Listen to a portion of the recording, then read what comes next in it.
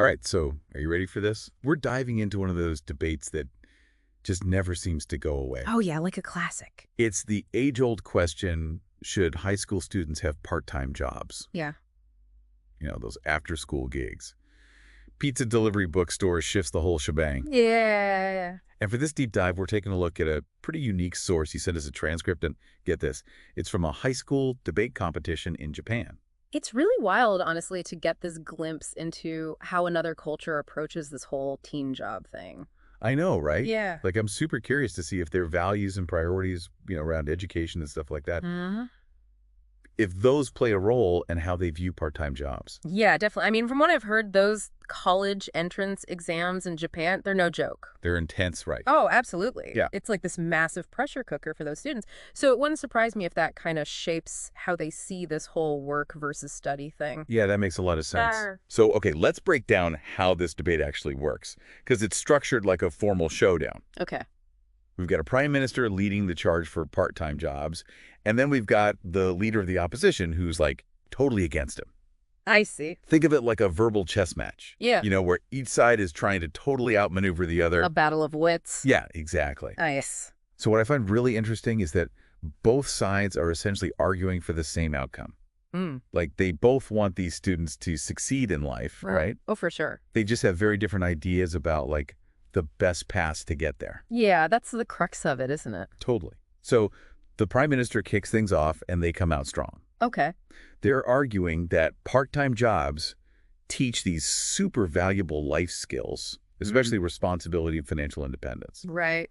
And their point is that a lot of high schoolers, they're kind of sheltered, Right. and they haven't really had those real-world experiences that teach you how to, like, manage your time, your money. Yeah. Juggle commitments. All those adulting skills that kind of hit you hard once you're out on your own. Oh, absolutely. Like trial by fire. It makes you think, like, are we doing enough to actually prepare young people for that, Right. It's like, are we setting them up for success or for a rude awakening? Yeah, exactly. And the prime minister definitely seems to think that maybe we're not doing enough, They're saying that jobs, they force you to learn by doing it.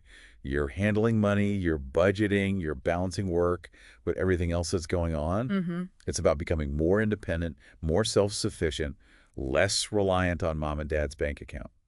I like that self-sufficient. Right. And they give some real talk examples too. Like, they talk about young adults who are struggling with debt because they never learn how to budget. Oh, gosh. Yeah, that's a tough situation to be in. Right. Especially with how expensive everything is these days. Yeah. It's a scary thought. Oh, for sure. It's a real concern. So it really highlights, like, the importance of financial literacy, right? Absolutely, yeah. And the prime minister's argument is that early exposure to work, that could actually be the key to setting kids up for more financial stability later on, Yeah. They learn to manage their own money. They make those financial decisions instead of being, like, totally thrown into the deep end later on. I see what they're saying. Okay, but hold on, because the leader of the opposition is about to come out swinging. Okay, bring it on. They fire back, and they claim that part-time jobs can actually be harmful to a student's well-being and their academic performance. Ooh, that's a bold statement. Right. They're basically saying, hey, school and family obligations, that's already enough responsibility for a teenager. Uh-huh. Why pile on even more stress? Right. Yeah, I can see their point. So their big worry is that jobs are going to eat into study time. Right. And that's going to lead to exhaustion, maybe poorer grades, and potentially even, like, missing out on those crucial university spots. That's a domino effect. Remember we were talking about how competitive those entrance exams are in Japan? Oh, yeah, super competitive. It's super competitive. So they're arguing that in that context, good grades are worth way more than, flipping burgers or stocking shelves. It's a trade-off, they're saying. Yeah, it's like that classic battle between hitting the books versus getting real-world experience. Work smarter, not harder, but applied to teenagers. I like that analogy.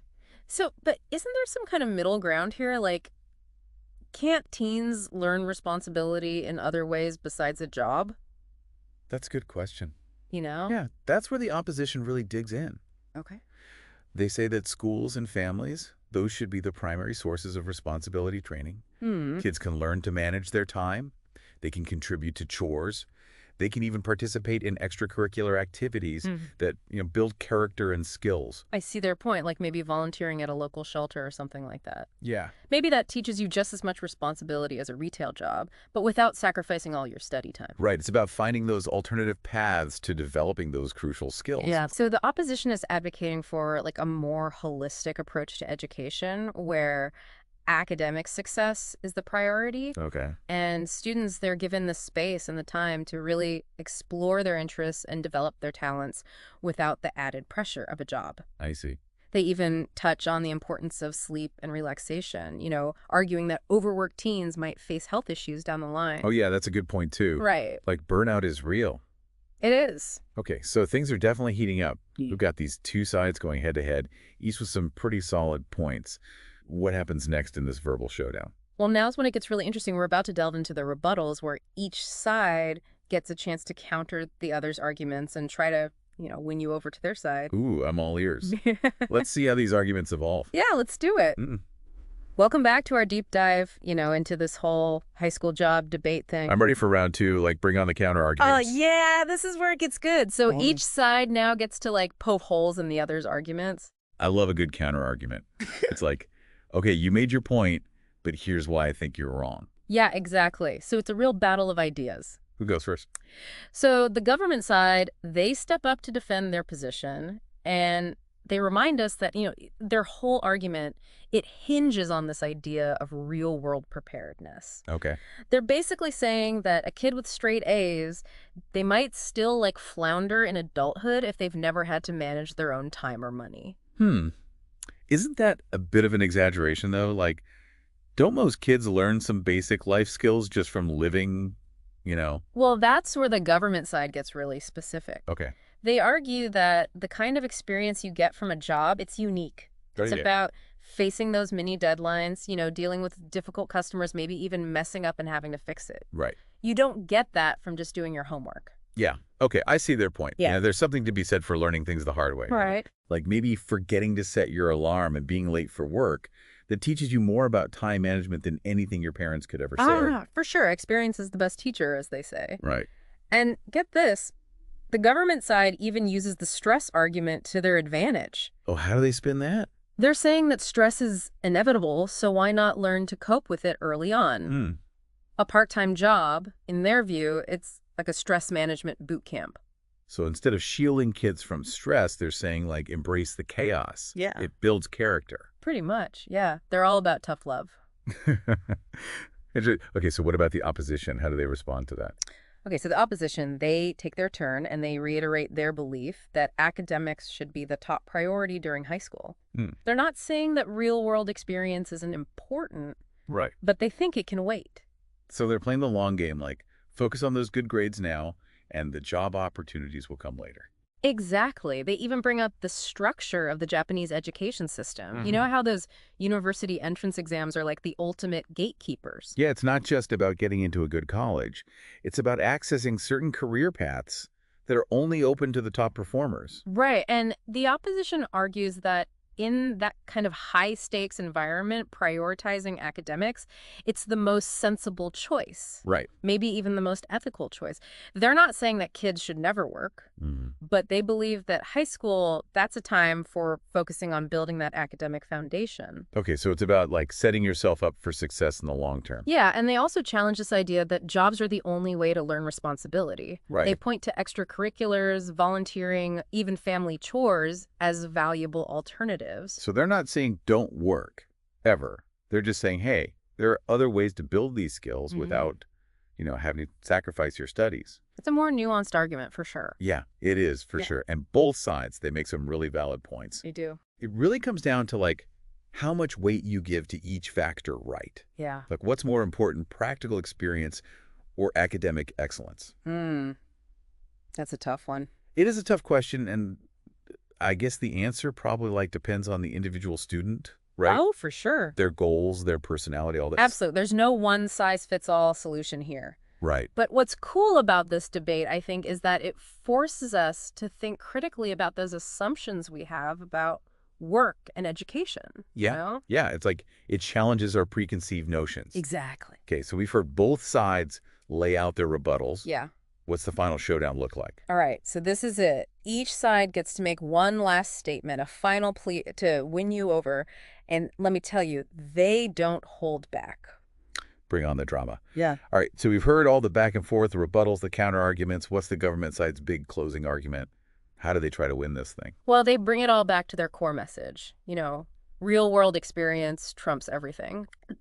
They're basically arguing that the opposition, they're too focused on textbooks and test scores, and they're kind of forgetting that life is messy and unpredictable. You know? Yeah. You can't ace a pop quiz on how to handle a rude customer or what to do when you accidentally overdraw your bank account. Right. They're hitting on something that I think a lot of people can relate to.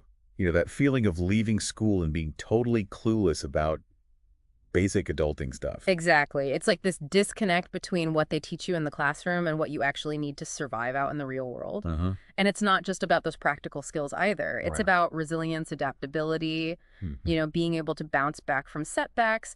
And they argue that part-time jobs, they force you to develop those qualities, even if it means a few stressful shifts along the way. Yeah, so they're basically saying embrace the struggle like it's all part of the learning process. Pretty much. It's like they're channeling that whole what doesn't kill you makes you stronger philosophy. Okay, but the opposition still gets one last chance to make their case right.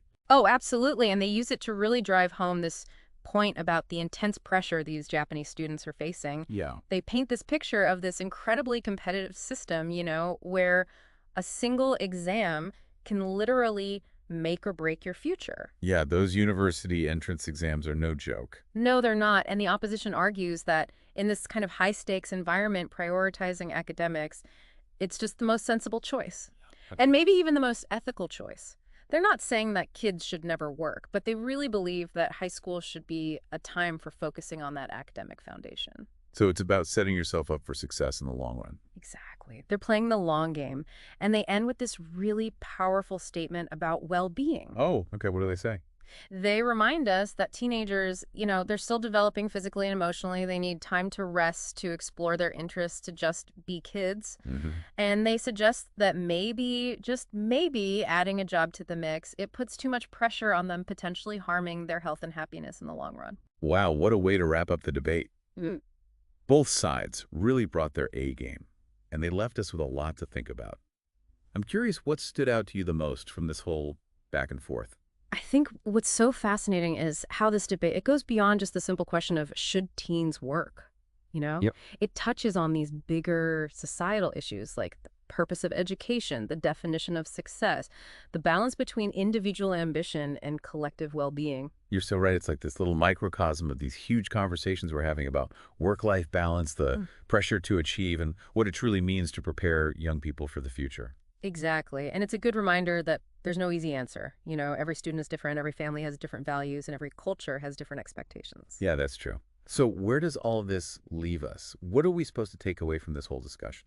I think the key takeaway is just the importance of having these conversations in the first place, whether you agree with the Prime Minister's push for real-world experience or the opposition's focus on academics.